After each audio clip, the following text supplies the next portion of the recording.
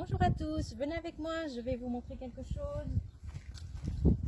Voilà, alors aujourd'hui j'avais envie de vous offrir à tous un bouquet de fleurs de pissenlit. Et oui, ceci n'est pas une fleur, mais ceci est une inflorescence composée de 200 à 300 fleurs. Alors, ce que vous pensez en être un pétale est en fait une fleur. Je vais essayer d'en prendre une. Voilà. Donc ceci est une fleur, on appelle ça une fleur ligulée parce qu'elle est plate. Et cette fleur est composée de 5 pétales qui sont soudés entre eux. Alors, eh bien, cette fleur, elle s'ouvre quand il fait beau et elle attire les insectes pollinisateurs qui vont permettre à la fleur de se transformer.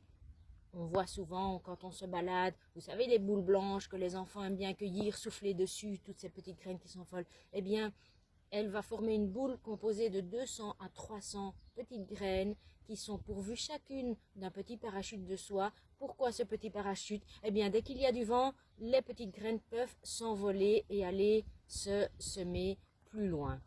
Voilà, alors, chez le pissenlit, tout se mange. On peut manger les feuilles, voici une feuille de pissenlit qui est fort édentée.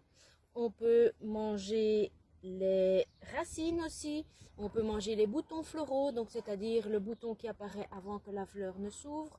On peut aussi utiliser les fleurs de pissenlit pour faire des vins de fleurs de pissenlit, de faire des limonades, de faire de la gelée de fleurs de pissenlit. Et puis son nom, le pissenlit, est une plante diurétique, c'est-à-dire qu'elles vont aider les reins à éliminer. Voilà, j'espère que vous vous portez bien et à une prochaine pour une nouvelle petite capsule.